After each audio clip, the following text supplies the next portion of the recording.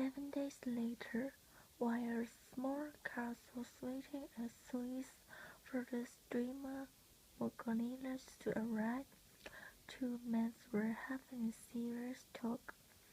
One was the Britain's consul, and the other was a thin, impatient little man who seemed never at rest. This second man was Mr. Fix, one of the many detectives sent out to the cheese ports in an attempt to catch the bank robbers of whom Mr. Frost and his friend had been talking. Mr. Fix has the idea that the robbers may have chosen a new way of traveling to America and, instead of crossing the Atlantic, may be going eastward by ways of India and Japan and so escape being discovered. The Mongolians would only stop for a short time at Suez and would then go on to Bombay. As the passengers came off the boats, they were all watched very carefully by the detective. One of those passengers was Passepartout, who has been sent by his master to get the paper signed by the consul. He went up to Fix and throwing him the passport, explained that he wanted to find the consul. Fix took it and estimated it closely. As he read on its descriptions of Mr. Frost, he became certain that it was the passport of the man he was trying to catch. "This passport is not yours, is it?" he asked. "No," said the other. "It belongs to my master." "Where is your master?" asked Fix. "On the ship," answered Passepartout. "But he must go himself to the consul's office if he wants the passport to be signed by the consul. He cannot send anybody else." "Is that so?" "Certainly." "And where is the office?"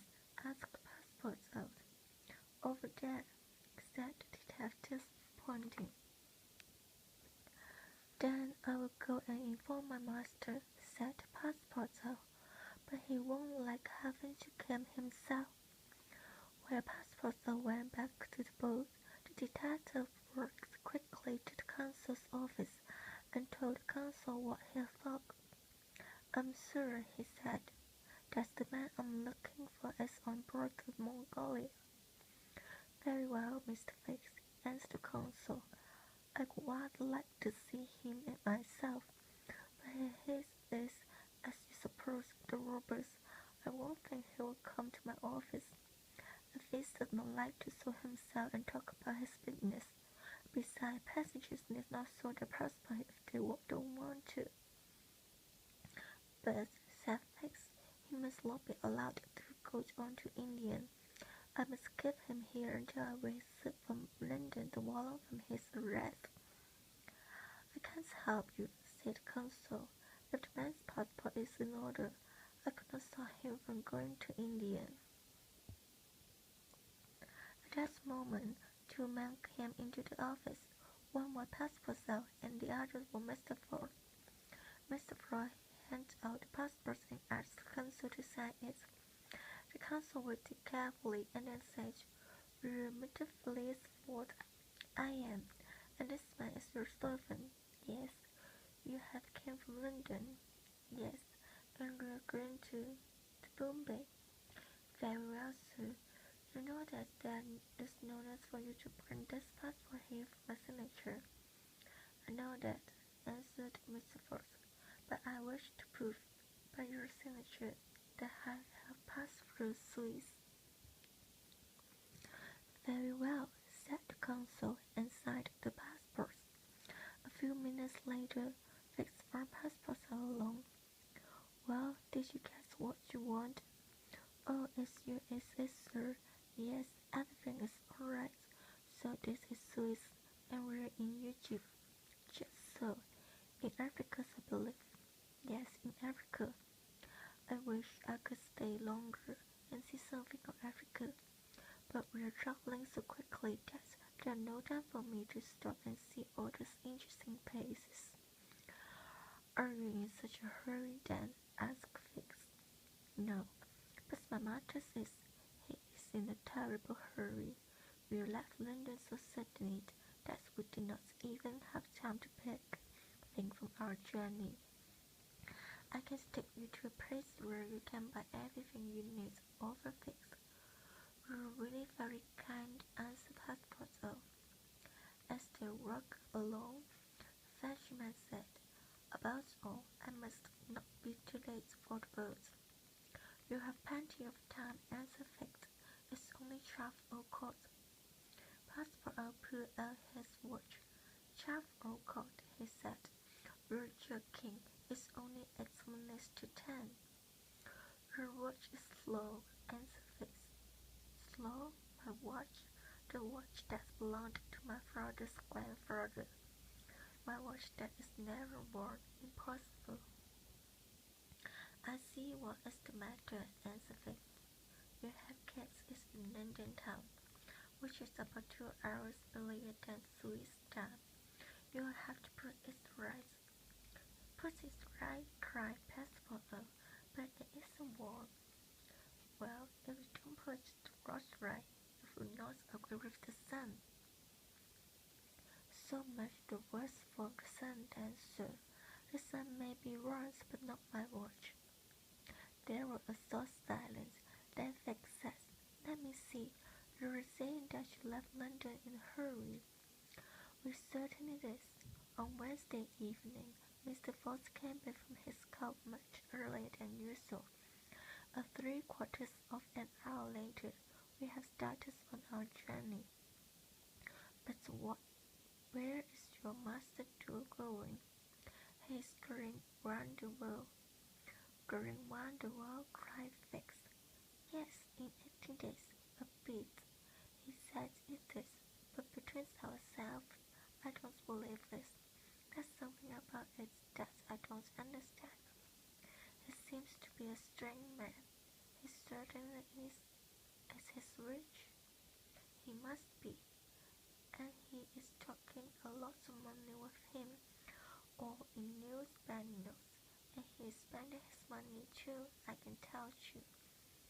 "Have you known your master in a long time?" "I've never met him until the day we started. That's what the day when I became his servant."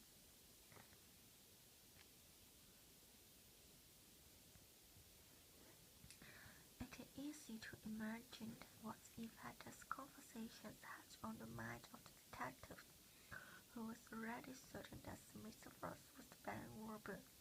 This sudden journey such a short time after the robbery, this anxiety to reach distant countries with the skill of string bits, all the pursuit fixed that he was right.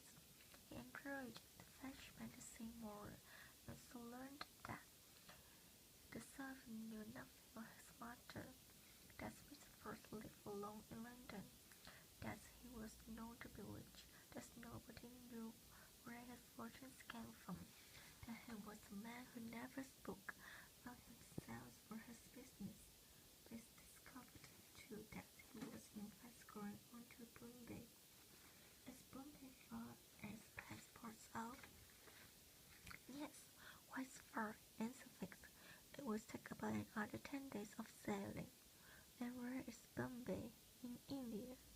"In Asia?" "Of course." Fix went to the council shortly after this talk. "I'm now quite certain," he said, "that I have got him. He pretends to be trying to swing a string bits by going round the world in 18 days. "Then he's very clever," said the consul. "He expects to get back safely to London after having escaped from the police all over the world." "We shall see," answered Fix. "You're sure that you're not mistaken?" "Quite sure." "Then why was he so anxious for me to sign his passport?" "That's what I don't know," replied the detective. "But listen to this." And then in a few words he told the consul what he had learned from Passepartout. "Yes, it really does seem that he is the man you want," agreed the consul. London, telling people there the sense of running for his arrest to me as Bombay. Then I shall go on board the Mongolia, for the flight to India, and there go up to him politely, with the wallet in my hands, and put my hand on his shoulder. Said goodbye to the consul, sent a telegram, and boarded the Mongolia. Shortly after that, the steamer made its way through the Red Sea towards India.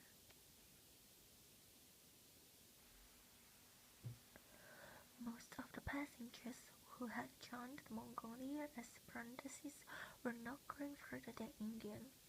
Some were going to Bombay, others going to Calcutta. But by the way of Bombay, because a railway has not been built that ran across the country from west to east, so there was no need to make the long sea journey by way of Ceylon. The day after the boat left Suez, Passepartout happened to see Fix. "If I'm not mistaken, sir," said he with a smile, "you're the one who so kindly directed me at Suez." "Yes, of course, and you're the servant of that strange Englishman." "Just so, Mr. Fix." "Mr. Fix, I'm pleased to find you on board. Where are you going?" "Like you, to Bombay." "That's excellent. Have you ever been there before?" "Well, yes," answered Fix, who did not want to say too much. "Is India an interesting place?" asked Passepartout. "Very interesting. There are all sorts of lovely things to be seen there. I hope you will have plenty of time to see the country." "I hope so too, Mr. Fix. After all, it's foolish things to plan one life jumping from a ship to a railway, and from a railway to a ship, simply in order to get around the world in 18 days. No, all that sort of thing will come to an end at Bombay, I feel sure." "And it's meet first well," answered Fix, without seeming to be very interested. "Very well," answered Passepartout, "and so am I. I eat enough for 3 men. It is sea air that makes me so hungry. I never see your master working around the ship. No, he doesn't like mixing with other people." "Have you considered," Mr. Passepartout, "that the journey round the world in 80 days may be an excuse for something else, some secret purpose?" "Well, Mr. Fix, I don't know, and what is more, I don't want to know." This was the first of many similar conversations between Passepartout and Fix. As the detective thought it wise to make friends with the servant of the man he was following, it might one day be useful. As Aidan first went on shore to have his passport signed, Passepartout went too, and he never wasted an opportunity to see all that was to be seen. "Very interesting," he said to himself. "If you're looking for a new experience, there is no better way than by traveling." On Sunday, 20th of October, India came in sight.